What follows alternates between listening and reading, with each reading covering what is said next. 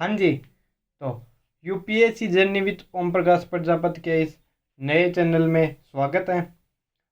कल हमने first video किया था और उसमें हमने सिंधु घाटी सभ्यता की शुरुआत की चीज़ें डिस्कस की थी कि सिंधु घाटी सभ्यता कैसी है और उसकी समकालीन सभ्यता कौन सी है, मेसोपोटामिया और सिंधु में क्या समानता है, क्या क्या अलग है और ऐसे, है ना।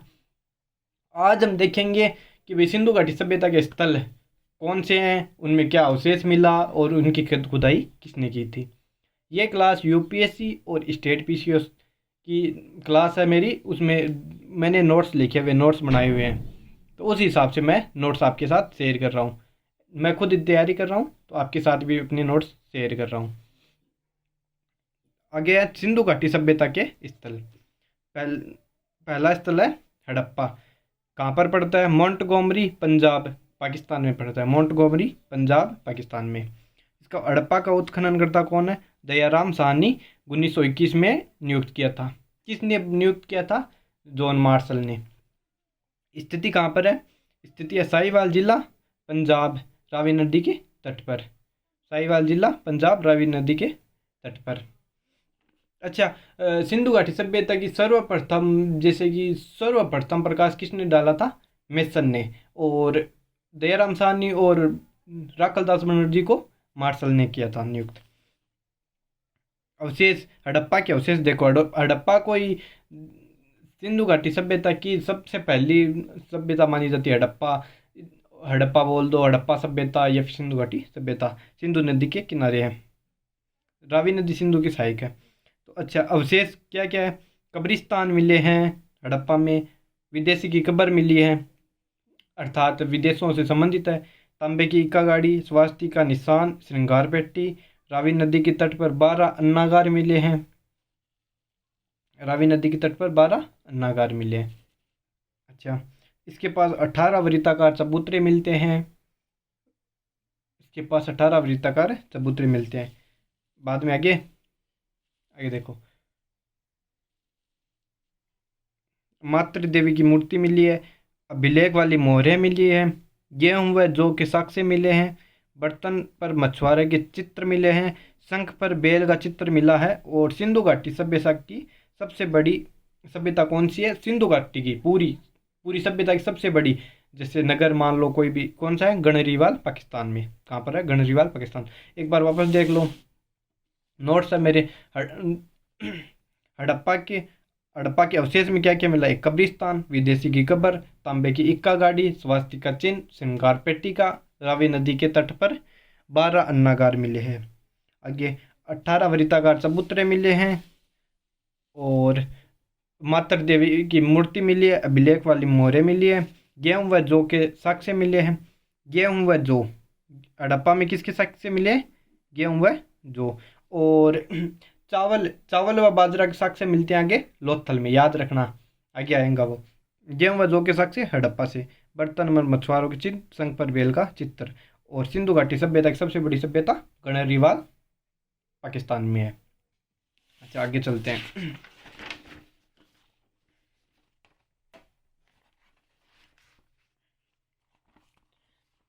आगे देखो, अगली सभ्यता है सुरकोटड़ा। सुरकोटड़ा कहाँ पर है? गुजरात में। सुरकोटड़ा कहाँ पर है? गुजरात में। क्या क्या मिली है सुरकोटड़ा में? घोड़े की हड्डियाँ मिली है। सिंधु घाटी सभ्यता के लोगों को घोड़े का ज्ञान नहीं था, लेकिन सुरकोटड़ा गुजरात में घोड़े की हड्डियाँ मिली है। आगे आगे है कालीबंगा, दिखाई पड़ रहा है। अगली सभ्यता कौन सी है? कालीबंगा। स्थिति कहाँ पर है? हनुमानगढ़ में, गगर नदी के किनारे। कालीबंगा की स्थिति कहाँ पर है? हनुमानगढ़, गगर नदी के किनारे। खोजकर्ता कौन है कालीबंगा का? अमलानंद घोष। खोजकर्ता कौन है? अमलानंद घोष। और उत्खनन करता है बीके थापर। उत्खनन, कालीबंगा का उत्खनन करता कौन है? बीके थापर। खोजकर्ता है अमलानंद घोष। अच्छा, कालीबंगा में क्या क्या अवशेष मिले वो देख लो एक बार। ये लो, अवशेष क्या क्या मिले? सातों हवन कुंड मिले कालीबंगा में। क्या मिले? हवन कुंड।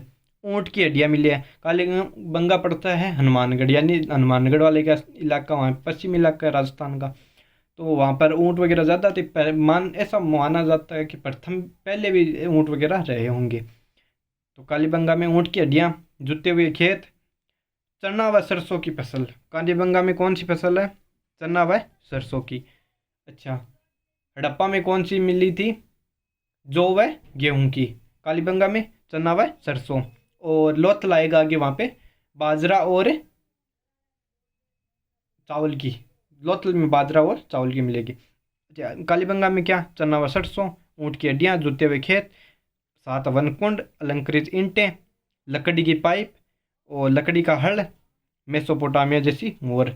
मेसोपोटामिया जैसी मोहर मिलने से तात्पर्य है कि ऐसा मान सकते हैं कि मेसोपोटामिया से इसका लेन देन रहा होगा। मेसोपोटामिया जैसी मोहर कहाँ पे मिली है? कालीबंगा से। अच्छा, और कहाँ कहाँ मिलती है? देखो 3 जगह मिलती है। कालीबंगा हनुमानगढ़ से, एक लोथल गुजरात से, और एक आगे आएगा, जो हड़प्पा के बाद में पढ़ेंगे हम, वो पाकिस्तान में ही है, उस आएगा आगे, वहाँ पे भी मिलती है मेसोपोटामिया जैसी मोहर।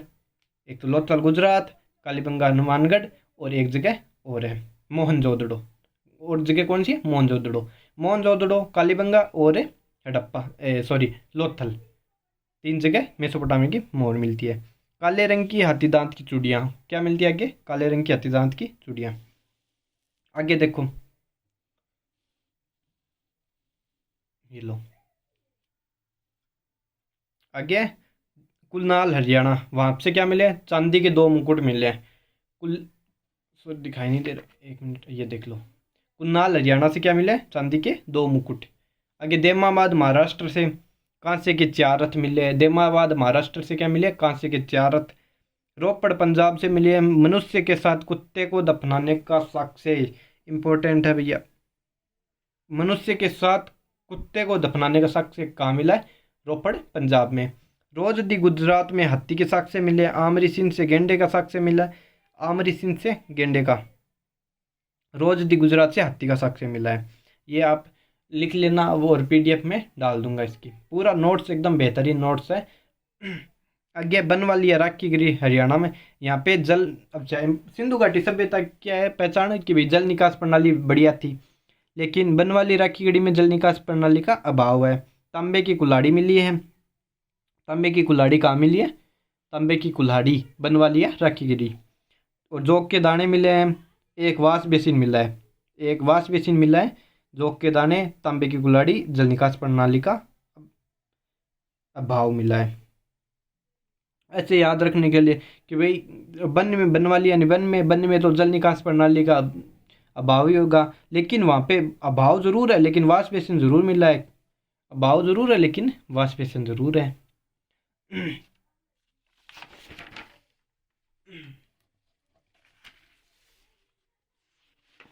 अच्छा, आगे देखो, आगे है, आगे लोथल। अगला स्थान कौन सा है? लोथल। लोथल का उत्खनन करता कौन है? रंगनाथ राव। उत्खनन करता कौन है? रंगनाथ राव। स्थिति कहाँ पर है? गुजरात में भोगवा नदी के किनारे। गुजरात में भोगवा नदी के किनारे खंपात की खाड़ी के पास में लोथल स्थित है। उत्खनन कौन है? रंगनाथ राव। लोथल, रंगनाथ राव। अच्छा, अवशेष क्या क्या मिले वो देखो आप। लोथल के अवशेष, लोथल के अवशेष काफ़ी सारे हैं। लोथल है कहाँ पर? गुजरात के पास है, यानी समुद्र के पास में। तो सीधी सी बात है कि समुद्री नावों द्वारा व्यापार होता होगा। तो एक तो गोड्डीवाड़ा यानी डाकयार्ड मिल रहा है। एक व्यापारिक नगर है समुद्र के पास में, तो व्यापारिक नगर है। अच्छा, और क्या मिला है? मन के बनाने का कारखाना। मन के बनाने का कारखाना कहाँ मिला है? लोथल, गुजरात में। और दूसरा चनउदड़ो में, वो आगे आएगा। लोथल गुजरात में। चावल व बाजरा का साक्ष्य मिला है। अब देखो आप कनेक्ट करो चीज़ें। चावल व बाजरा का साक्ष्य लोथल गुजरात से। गेहूं और जौ का साक्ष्य, गेहूं और जौ का साक्ष्य हड़प्पा से। चना व सरसों का साक्ष्य वो कहाँ से मिला है? कालीबंगा से। चना और सरसों, चना और सरसों कालीबंगा से। गेहूं और जौ वो है हड़प्पा से। और लोथल से मिला है बाजरा और चावल का साक्ष्य।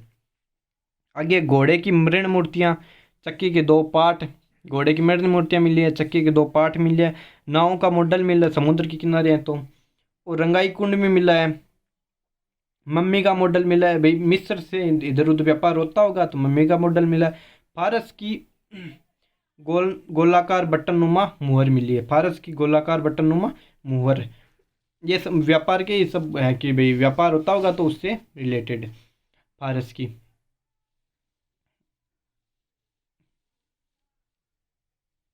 अच्छा आगे देखो, शतरंज का खेल का साक्ष्य मिला है, ये इंपॉर्टेंट चीज़ है। क्वेश्चन आता है कि भाई सिंधु घाटी सभ्यता में खेल कूद की जानकारी थी या नहीं थी, तो अब हम लिख देते हैं कि भाई शतरंज का ज्ञान था। कहाँ से था? लोथल से साक्ष्य मिला है। हाथी दांत का स्केल मिला है, 20 समाधियाँ मिली है जोड़ियों में, तो इसे मुर्दों का नगर भी कहते हैं। 20 समाधियाँ मिली है जोड़ियों में तो मुर्दों का नगर भी कहते हैं। लोथल को लघु हड़प्पा, लघु मोहनजोदड़ो भी बोलते हैं। और दो जैसे दुर्ग और ये है, तो लोथल में क्या है, लोथल एक व्यापारिक नगर था, तो जो मुख्य पूर्वी टिल्ला था यानी बस्ती वाला, लोगों की बस्ती, उसके चारों में तरफ बाउंड्री थी।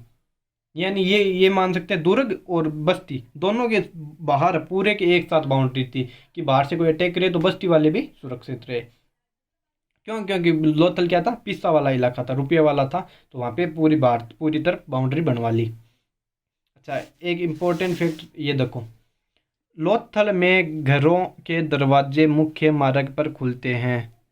सिंधु घाटी सभ्यता की खास बात क्या है? सिंधु घाटी सभ्यता की खास बात है कि घरों के दरवाजे मुख्य सड़क पर नहीं खुलते, घरों के दरवाजे मुख्य सड़क पर नहीं खुलते, लेकिन लोथल में क्या है, लोथल में मुख्य सड़क पर खुलते हैं। अच्छा आगे आगे, आगे चलते हैं, आगे है धोलावीरा। आगे कौन सा नगर है? धोलावीरा। ये लो, धोलावीरा कहाँ पर है? गुजरात में। पहली बात तो ये है सर, किसी भी नदी के किनारे नहीं है, यह शहर किसी भी नदी के किनारे नहीं है। अच्छा लोथल देखा था हमने, पहले तो हड़प्पा देखा था, वो था रावी नदी के किनारे। लोथल देखा था, लोथल कौन सी नदी के किनारे है? भोगवा नदी के किनारे। लोथल कौन सी नदी के किनारे है? भोगवा। हड़प्पा रावी नदी के किनारे। और कालूबंगा देखा था, वो कौन सी है? घग्गर नदी के किनारे। धोलावीरा यानी मतलब वीर, धोलावीरा कौन सी नदी के किनारे है? कोई नदी के किनारे नहीं है। कहाँ पर है? गुजरात में। उत्खननकर्ता कौन है? रविंद्र सिंह बिष्ट, जगपति जोशी ने खोज की थी। ये 3 भागों में विभाजित है। धोलावीरा इसमें 3 टीले हैं, धोलावीरा इसमें 3 टीले हैं। अच्छा नवीन और सबसे नवीन उत्खनित स्थल है, सबसे नवीन उत्खनित स्थल है, कर्क रेखा के ऊपर स्थित है। और ये बात बताई दी कि इसके किसी भी नदी के किनारे स्थित नहीं है। आगे इसके अवशेष देखते हैं, धोलावीरा के अवशेष कौन कौन से हैं। पहले तो धोलावीरा में 16 कृत्रिम जलाशय मिले थे। अब देखो 3 टीले हैं ऐसे, एक टीला ऐसे, एक ऐसे और एक ऐसा आगे, 3 टीले हैं। तो अब 3 टीले मतलब एक राजा का महल हो गया, एक पे जनता रहती हुई, एक पे में अलग अलग चीज़ें होती होंगी। फिर तो क्या है, 16 कृत्रिम जलाशय, मान लिया इस टीले पर 16 मिले होंगे। स्टेडियम, भाई अलग से जगह पड़ी है तो स्टेडियम बना दिया, याद रखने के लिए बता रहा हूँ। क्या मिला है? स्टेडियम। सूचना पट, भाई सूचना पट जो पुलिस युक्त है। और क्षेत्रफल की दृष्टि से भारत में दूसरा है, कौन सा? धोलावीरा। 3 टीले हैं तो धोलावीरा क्षेत्रफल की दृष्टि से भारत में दूसरा है। प्रथम कौन है? राखीगढ़ी हरियाणा वाला। प्रथम पत्थर से बना जलकुंड मिला है, यानी कि स्थापत्य कला की जानकारी मिली है। यूपीएससी में मान लो एक क्वेश्चन आ जाए कि सिंधु घाटी सभ्यता से हम स्थापत्य कला से क्या समझते हैं, क्या उनको ज्ञान था? हाँ हम कह सकते हैं उनको ज्ञान था, क्योंकि धोलावीरा से पत्थर से बना जलकुंड मिला है। आगे देखो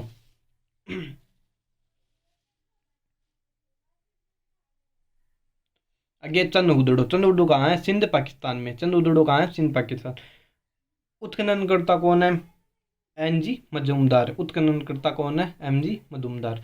और ऐसा मान सकते हैं कि भाई चंद उदड़ो कोई अमीर शहर नहीं रहा होगा, क्योंकि चंद उदड़ो में क्या है, ऐसा नगर है जिसमें दुर्ग के बाहर भी नहीं है और मुख्य शहर की बाहर की बाउंड्री है ही नहीं। चंद उदड़ो में, चंद उदड़ा में बाउंड्री है ही नहीं। तो क्या मिला है? एक तो मन के बनाने का कारखाना, चनूदड़ो मिला है। और दूसरा काम मिला है लोथल में मिला था। कुत्ते द्वारा बिल्ली का पीछा करने का साक्ष्य मिला है चनूदड़ो में। कुत्ते द्वारा बिल्ली का पीछा करने का साक्ष्य। अच्छा, ज़्यादा अमीर नहीं था लेकिन वहाँ पे 100 के अंदाज ज़्यादा था चनूदड़ो में। तो क्या मिला है, हाथी दांत से बना कंगा मिला है। अब देखना आप नीचे देखो, लिपस्टिक व कंगे के अवशेष मिले हैं। कार्लेनियन मनके का अवशेष मिला है।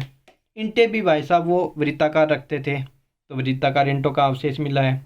यानी डिज़ाइन की चीज़ें ज़्यादा चनूदड़ो में। क्या क्या, लिपस्टिक व कंगे, वृत्ताकार इंटे, मिट्टी के मोर की आकृति भी मिली है, और हाथी दांत से बना कंगा मिला है। मनके बनाने का कारखाना है, मतलब ठीक ठाक। और 4 पहिए की गाड़ी मिली है, गाड़ी के भी 4 पहिए।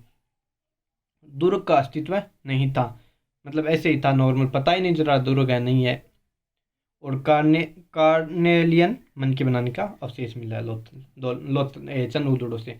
चनूदड़ो शहर वैसे मान सकते हैं कि भाई मतलब ठीक ठाक सा, ज़्यादा अमीर शहर नहीं था, ऐसा सोच सकते हैं इनसे। बाकी आगे चलते हैं।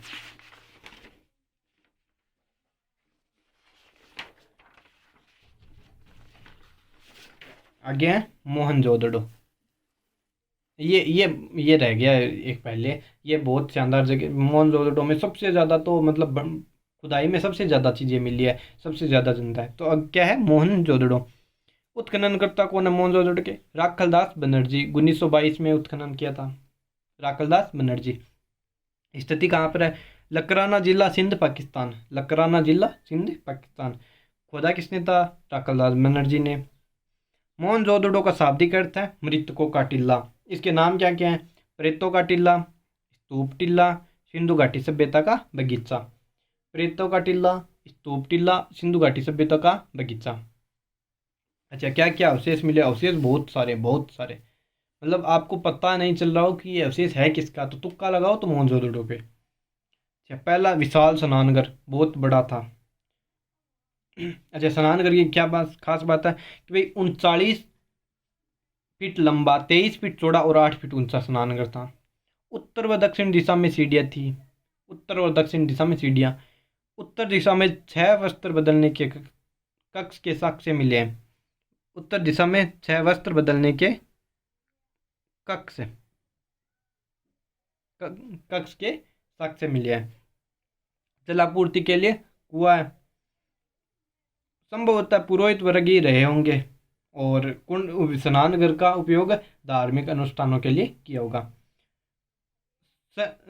जॉन मार्शल ने इसे तत्कालिक समय की आश्चर्यजनक इमारत कहा था। किसको, विशाल स्नानघर को। आगे क्या क्या मिला है चनूदड़ो में,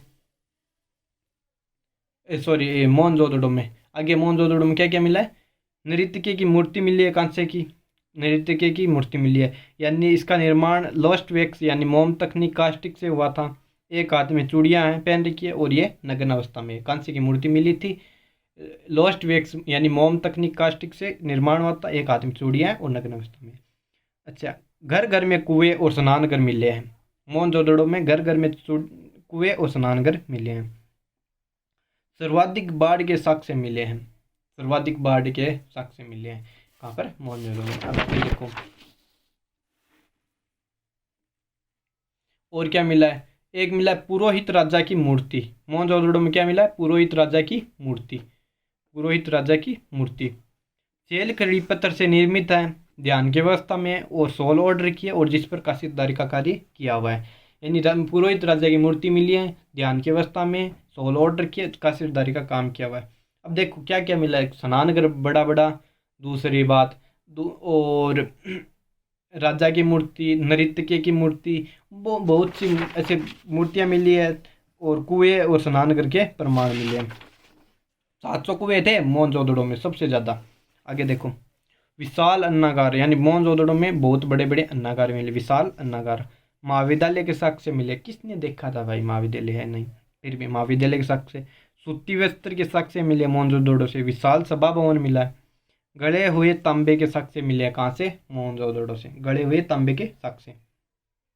हाथी का कपाल फंगड़ मिला है, और बेलनाकार मोहरे, यानी मेसोपोटामिया की जैसी मोहर है, तो विदेशी व्यापार के साक्ष्य लगते हैं। बेलनाकार मोहरें या पारस की मोहरें कहाँ कहाँ से मिली है? एक तो कालीबंगा हनुमानगढ़, कहाँ से? कालीबंगा हनुमानगढ़, लिख लो कहीं पे, कालीबंगा हनुमानगढ़, और लोथल गुजरात, और ये मोहनजोदड़ो से। घोड़े का दांत मिला है। शंख का स्केल पैमाना मिला है, शंख का स्केल पैमाना। देखो सर्वाधिक मात्रा में मोहरें मिली है, कहाँ से मिली है सर्वाधिक मात्रा में मोहरें? यहाँ से ही मिली है, मोहनजोदड़ो से। चिमनी के साक्ष्य मिले हैं, पशुपतिनाथ की मोहर मिली है, पशुपतिनाथ की मोहर मिली है, चिमनी के साक्ष्य मिले। पशुपतिनाथ की मोहर मिली है। इसमें क्या है? इसके बाईं ओर गेंडा और भैंसा का चित्र है, बाईं ओर लेफ्ट साइड में गेंडा और भैंसा का चित्र है। दाईं ओर हाथी और चित्ता का चित्र है, हाथी और चित्ता का चित्र है, और सामने 2 हिरण के चित्र है। यानी लेफ्ट में गेंडा और भैंसा, राइट में हाथी और चित्ता। मतलब इसमें राइट वाला यानी दाहिने हाथ वाला पलड़ा भारी कर दिया, हाथी और चित्ता, और बाएं हाथ गेंडा और भैंसा, सामने 2 हिरण, बीच वाला तो एक बिल्कुल हल्का है। सर्वाधिक जनसंख्या वाला नगर है मोहनजोदड़ो था। कब्रिस्तान का अवशेष नहीं मिला, यानी कि लोगों का दाह संस्कार किया जाता था। ये भी एक इम्पोर्टेंट चीज़ है कि सिंधु घाटी सभ्यता में ऐसी सभ्यता जहाँ पर कब्रिस्तान नहीं मिले वो है मोहनजोदड़ो। हड़प्पा से तो बहुत मिले हैं, मोहनजोदड़ो से नहीं मिले। इतिहासकार पिगट ने हड़प्पा और मोहनजोदड़ो को सिंधु घाटी सभ्यता की जुड़वा राजधानी कहा था, याद है ना? मोहनजोदड़ो वाला हो गया। अब देखो सिंधु घाटी सभ्यता के नगरों की विशेषता। सिंधु घाटी सभ्यता के नगर कैसे थे? सिंधु घाटी सभ्यता के नगरों की विशेषता क्या थे? एक तो सामान्य थे कि भाई दुर्ग बाईं तरफ है या पूर्व की तरफ, ये पूर्वी भाग है, ये पश्चिमी भाग है, ये ईस्ट है, ये क्या है? वेस्ट है, ये नॉर्थ है, और नीचे साउथ है। तो पूर्वी भाग तो जनता के लिए था और पश्चिमी भाग राजा के लिए था। पश्चिमी राजा के लिए क्यों? क्योंकि जब राजा का माहौल का मुख पूर्व की तरफ सूर्योदय हो तो राजा सबसे पहले सूर्य देखे, भाई राजा के महल में सूर्य की किरणें सीधी हो। ऐसा होता था कि भाई राजा लोग महल का गेट इस तरफ रखते थे कि भाई सूर्य की किरणें सीधी पहुँचे। तो पश्चिम की तरफ हो तभी तो पूर्व की तरफ मुँह होगा। तो राजा वाला दुर्ग पूर्व पश्चिम साइड में और जनता पूर्व साइड में, ये ऊंचाई पर होता था। ये सामान्य बात थी। चंद उदड़ों में कोई दीवार ही नहीं है, चंद उदड़ों में कोई दीवार ही नहीं है। मैंने बताया था ना कि भाई ये श्रृंगार वगैरह तो ज़्यादा मिला था इसमें, मतलब लिपस्टिक के, कंगा के, मोर के चित्र, ऐसे कुछ, लेकिन दीवार नहीं है। धोलावीरा के 3 टीले मिले, धोलावीरा में 3 टीले मिले, 1 2 3, धोलावीरा में 3 टीले मिले। और भारत में राखी गढ़ी के बाद ये सेकंड नंबर पर है क्षेत्रफल की दृष्टि से। आगे देखो सिंधु घाटी सभ्यता का विस्तार।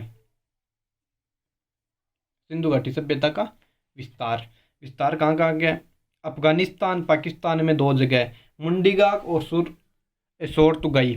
अफगानिस्तान पाकिस्तान में 2 जगह, मुंडीगाक और शोरतुगाई। पाकिस्तान में 500 जगह पर है। 3 राज्य है, बलूचिस्तान, सिंध और पंजाब। यानी बलूचिस्तान, सिंध और पंजाब, यानी 3 राज्य में फैला हुआ 500 जगह। भारत में लगभग 1000 जगह, 7 राज्य है। जम्मू कश्मीर, पंजाब, गुजरात, राजस्थान, हरियाणा, महाराष्ट्र, उत्तर प्रदेश। यानी ये देखो पंजाब, जम्मू कश्मीर, गुजरात, राजस्थान, हरियाणा, ये तो आसपास है। उत्तर प्रदेश भी ठीक ठाक, मतलब यहाँ पे, लेकिन एक महाराष्ट्र और देख लेना, गुजरात के नीचे महाराष्ट्र, वहाँ तक सिंधु घाटी सभ्यता फैली हुई है। और सबसे ज़्यादा कहाँ पर है? गुजरात में। सिंधु घाटी सभ्यता सबसे ज़्यादा गुजरात में। अब एक थोड़ा सा ये सबसे पहले देख लेना था, लेकिन फिर भी देखो एक थोड़ी सी सिंधु घाटी सभ्यता की उत्पत्ति के बारे में क्या क्या मत है। भाई विदेशी मत और देसी मत, 2 मत हैं। विदेशी मत यानी विसरणवादी सिद्धांत के है कि भाई मेसोपोटामिया से विसरणवादी यानी मेसोपोटामिया से हुई है। विदेशी लोग यही बोलेंगे कि ये सभ्यता विदेशी है। तो जॉन मार्शल इसके समर्थक है कि भाई वहाँ से उठकर लोग यहाँ गए। आगे देसी मत। देसी मत 2 तरीके से हैं। एक तो भाई ईरानी बलूचिस्तान से और दूसरी सोची सभ्यता भारत से। दोनों यानी विकास हुआ है धीरे धीरे, इधर फैलती गई। ये क्रमिक विकास। अच्छा, ईरान वाला का समर्थन तो कर रहा है रोमिला थापर।